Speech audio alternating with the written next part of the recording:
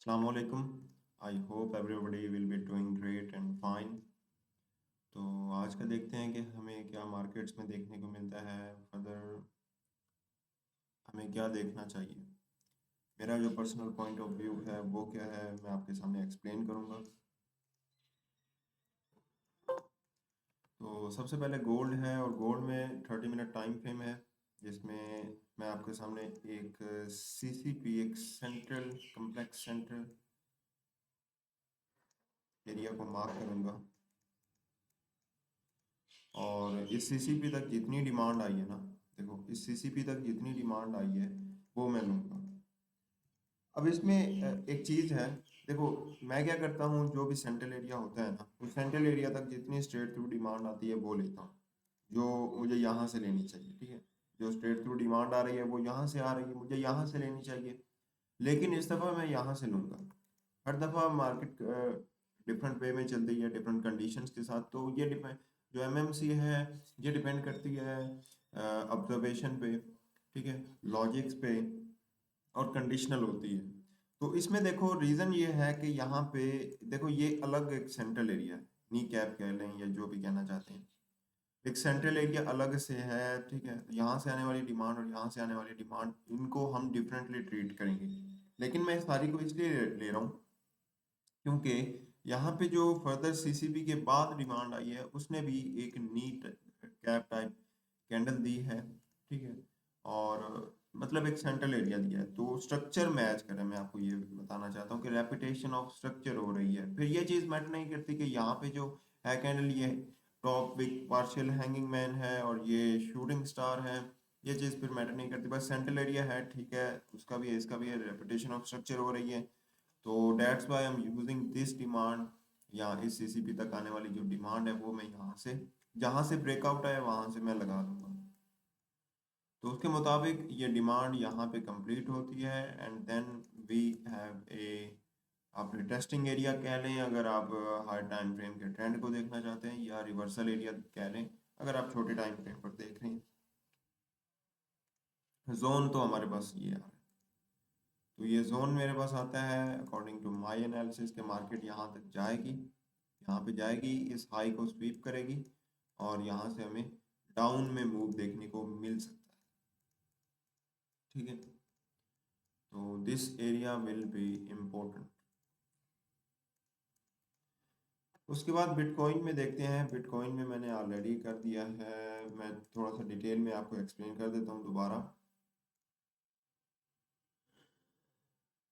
I think one day time frame पे कुछ structure है जो मैं आपको एक्सप्लेन करना चाहता हूँ। यस, तो देखो यहाँ पे मार्केट अपसाइड में जा रही है, कोई डाउट नहीं है, कोई डाउट नहीं है, अपसाइड में मार्केट जा रही है, ब्रेकआउट स्ट्रक्चर दे रही है। ठीक है, यहाँ पे हमें ब्रेकआउट स्ट्रक्चर देखने को मिला, यहाँ पे हमें ब्रेकआउट स्ट्रक्चर देखने को मिला, market higher highs higher lows बना के जा रही है। ठीक है, नो डाउट। लेकिन किस वे में जा रही है, जो मार्केट एक्सपेंशन कर रही है वो कितनी एक्सपेंशन कर रही है। ठीक है, यहाँ पे हमारे पास एक ट्रेंड लाइन है जिसको मार्केट फॉलो कर रही है, और इसके ऊपर मार्केट अच्छे मोमेंटम के साथ कंटिन्यू नहीं कर पा रही।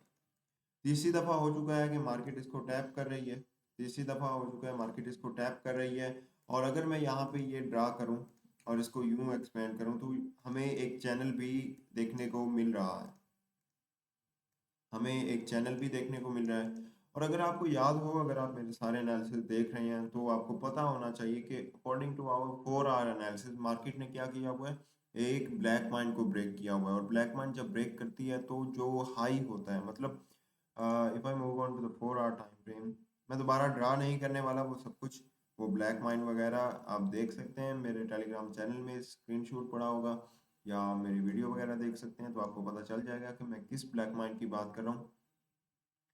तो ये वाला जो हाई है ये इम्पोर्टेंट है, मैं ये आपको बताना चाहता हूँ।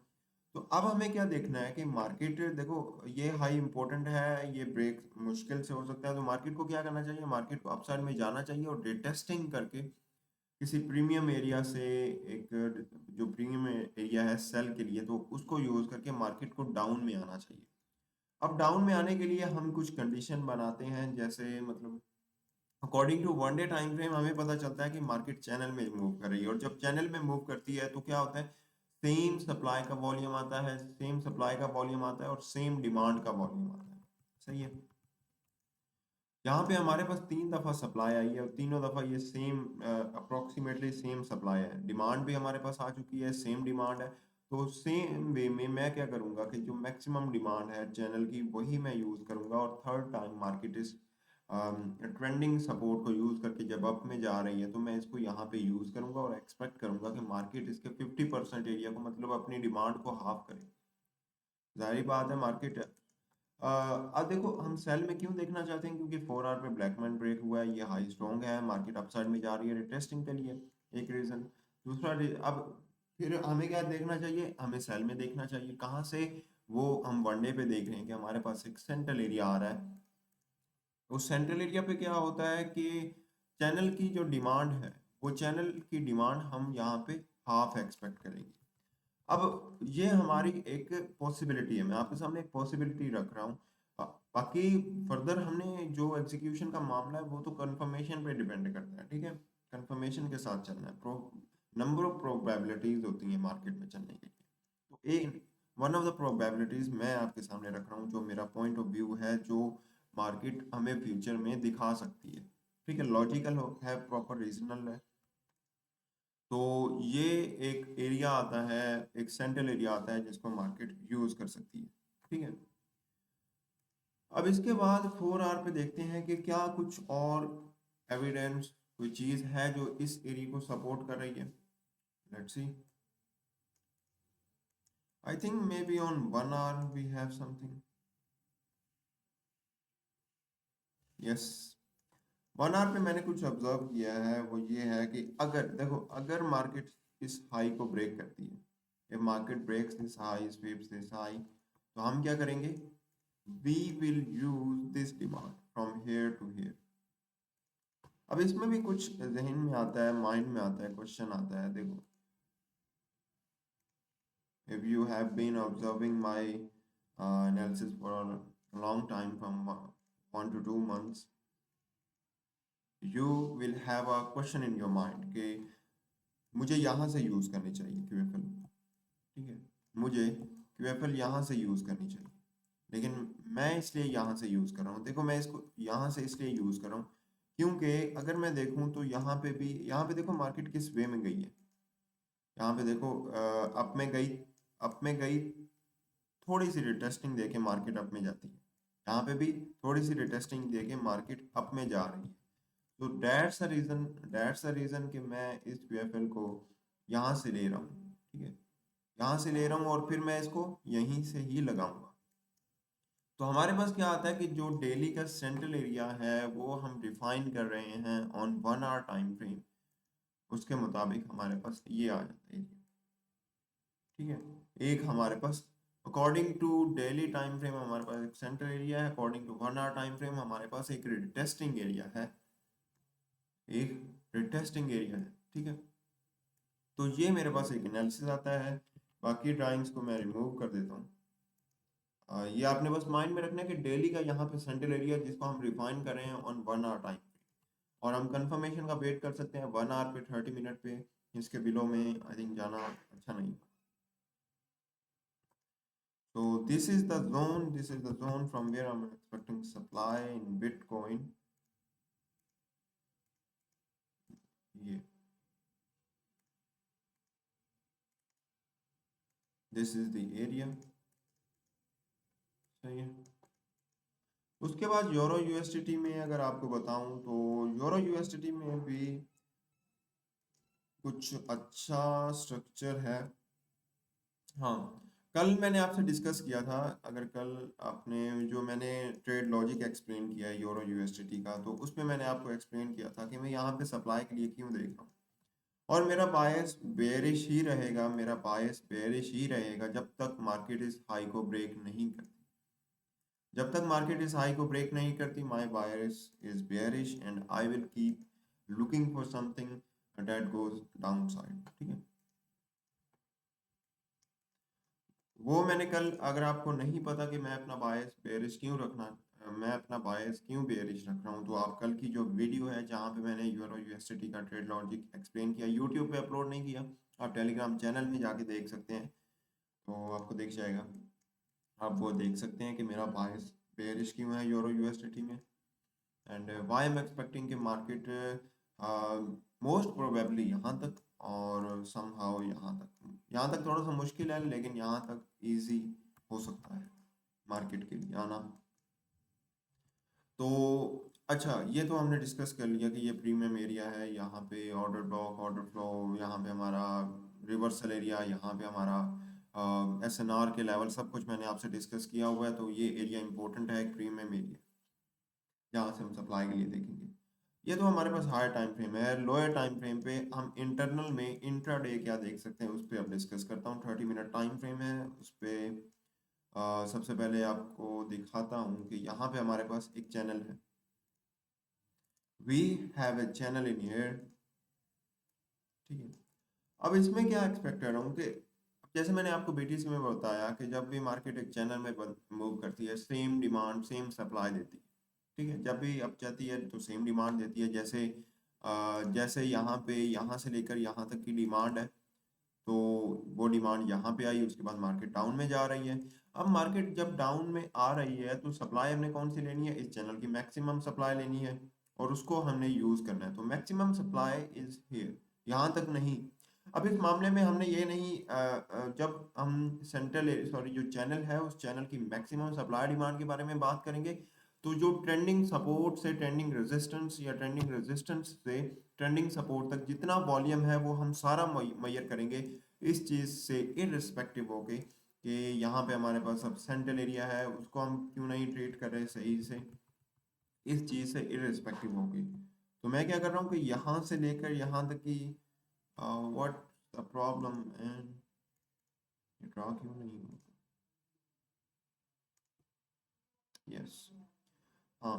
तो मैं बता रहा हूँ कि यहाँ से लेकर यहाँ तक की जो मैक्सिमम सप्लाई है वो मैं यूज़ करूँगा, और जब सप्लाई आ रही है तो मैं क्या करूँगा, इसको यहाँ पे लगाऊंगा और अपने सेंट्रल एरिया पे कुछ कंसिडर करूंगा। This is my central area, ठीक है, and expect the market to come down in here and give me something here, central area. अब मैं सप्लाई हाफ क्यों एक्सपेक्ट कर रहा हूँ, जब मैं बड़े टाइम फ्रेम पे आपको कह रहा हूँ कि जो बायस है वो बेयरिश है, तो मैं सप्लाई क्यों हाफ एक्सपेक्ट कर रहा हूँ। देखो, मैं चाहता हूँ कि मार्केट अग्रेसिवली नीचे जाए। अग्रेसिवली जाने के लिए क्या होगा कि मार्केट यहाँ पे आएगी, सेंट्रल एरिया को यूज़ करेगी, यहाँ पे ये गैप है, फेयर वैल्यू गैप है, इसको फिल करेगी, और यहाँ से कि जब फेयर वैल्यू गैप होता है तो वहाँ से मोमेंटम आता है, और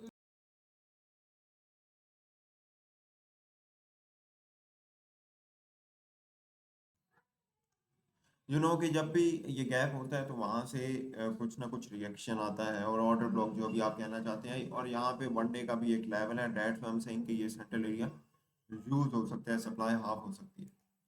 अब जब एक चैनल है, चैनल में जब सप्लाई हाफ होगी तो क्या होगा कि इस लो के रेफरेंस से यहाँ तक हमारे पास एक नीडेड वॉल्यूम क्रिएट होगा, ठीक है।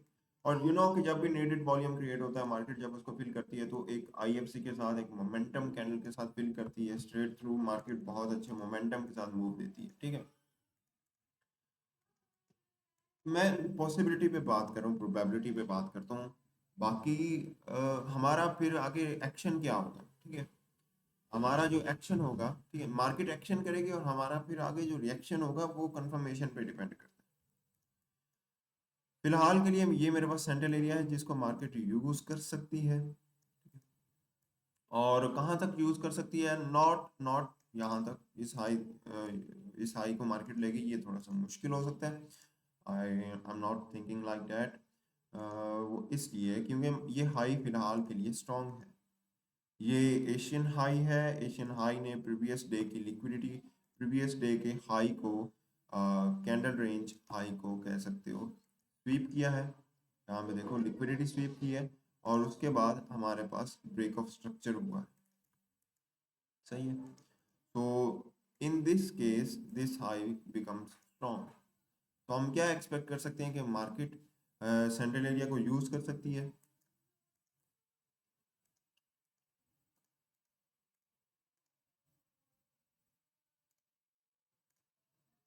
refresh it. Okay.